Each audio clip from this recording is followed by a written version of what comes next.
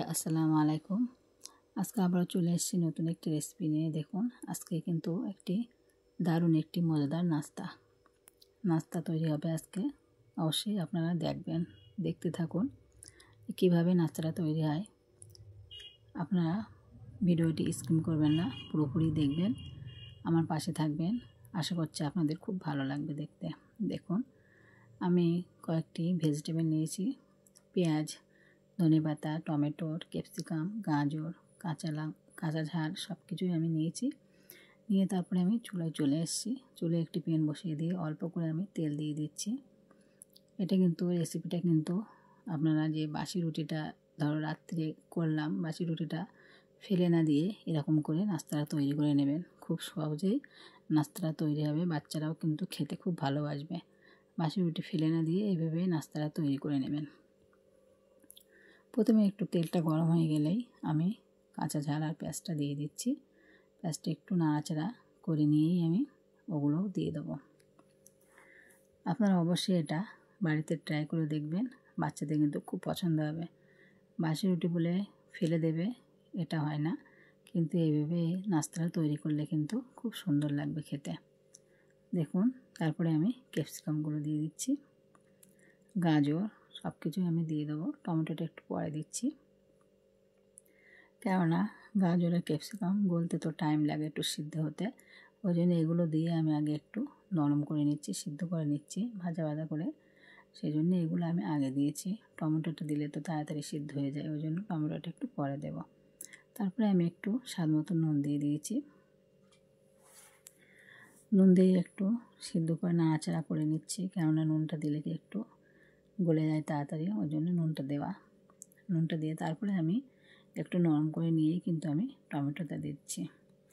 টমেটোটা দিয়ে তারপরে আমি আরেকটু নাড়াচাড়া করে নিচ্ছি।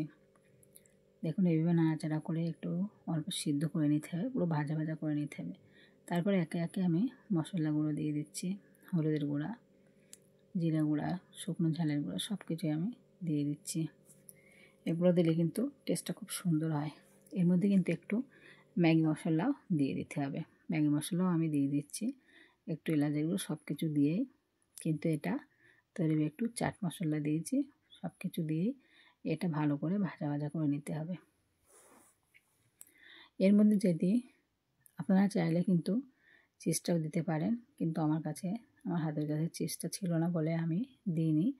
এগুলো কিন্তু ভাজা করে নিয়েছি। তারপরে কিন্তু সয়া সস দিয়েছি, টমেটো সস দিয়েছি, দিয়ে তারপরে আমি আরেকটু নাড়াচাড়া করে আরেকটু ভাজা করে নিচ্ছি। চিজটা দিলে কিন্তু আরও সুন্দর লাগে খেতে, কিন্তু চিজটা দিইনি আমি।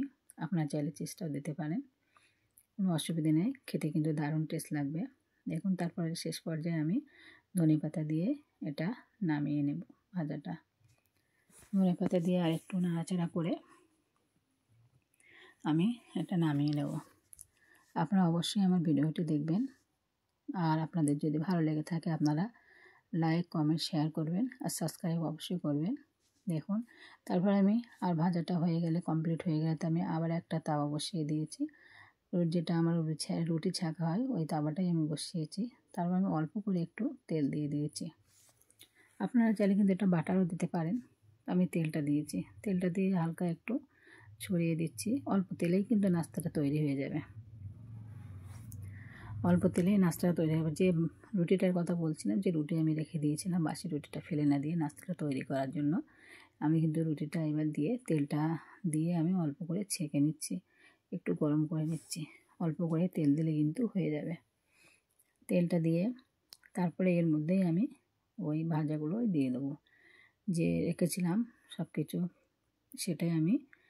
সব কিছু ভেজে রেখেছিলাম সেটাই আমি দিয়ে দেবো। কিন্তু এটা কিন্তু খেতে কিন্তু দারুণ টেস্ট। আমার বাচ্চাদের তো খুব ভালো লেগেছে, আশা করছি আপনাদের বাচ্চাদেরও খুব সুন্দর খেতে খুব ভালো লাগবে। আর ওপর দিয়ে একটু ধনেপাতা ছড়িয়ে দিয়েছি। দেখুন এটা আমার পুরো কমপ্লিট হয়ে গেল। আপনারা চাইলে কিন্তু আরও একটু তেল দিয়ে ভাজতে পারেন, কিন্তু বেশি তেল দেওয়ার দরকার নেই, যেহেতু ভেজিটেবল সব ভেজেছি।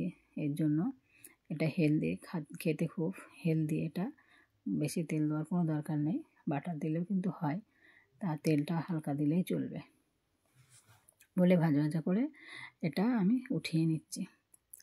তারপরে আরও একটা করে দেখিয়ে দিচ্ছি। দেখুন, তেলটা দিয়ে আমি কিন্তু এই রুটিটা ভালো করে এটা গরম করে নিচ্ছি। তারপরে কিন্তু ওই মিশ্রণটাই দিয়ে দিচ্ছি, যেটা আমি তৈরি করে রেখেছিলাম সেটাই আমি দিয়ে দিচ্ছি। এটা খেতে খুব সুন্দর লাগবে। যেহেতু ক্যাপসিকাম আর এটা থাকে ওর জন্যই বেশি ভালো লাগে। ক্যাপসিকাম খেতে কিন্তু আমার খুব সুন্দর লাগে। আপনাদের কেমন লাগে ক্যাপসিকাম খেতে কমেন্ট করে জানাবেন। আর এই রেসিপিটা কেমন লাগলো আপনারা অবশ্যই কমেন্ট করে জানাবেন। এটা রেসিপি, এটা নাস্তা এটা তৈরি করলাম সকালে ব্রেকফাস্টের জন্য।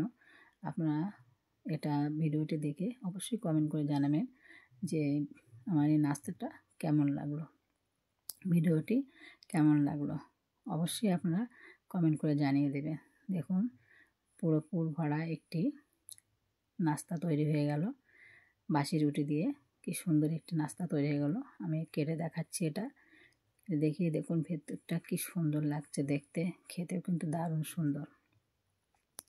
আপনারা অবশ্যই আপনারা বাড়িতে বানিয়ে ট্রাই করে দেখবেন। আর আপনার বাচ্চাদেরকেও এইভাবে ট্রাই করে বানিয়ে খেতে দেবেন। দেখবেন বাচ্চারাও কিন্তু খুব খুশি হবে খেতে। আর আঙুল তো পুরো চেটে পুটেই খাবে। আপনারা যদি টিফিনেও দাও না, টিফিনটাও কিন্তু খুব সহজেই শেষ হয়ে যাবে। টিফিনটা পুরো পরিষ্কার করে ফেলবে আর আঙুল তো চেটে পুটে খাবে। আপনারা অবশ্যই এটা বাড়িতে বানিয়ে দেখবেন। আমার ভিডিওটি এই পর্যন্তই থাকলো। আল্লাহ হাফেজ।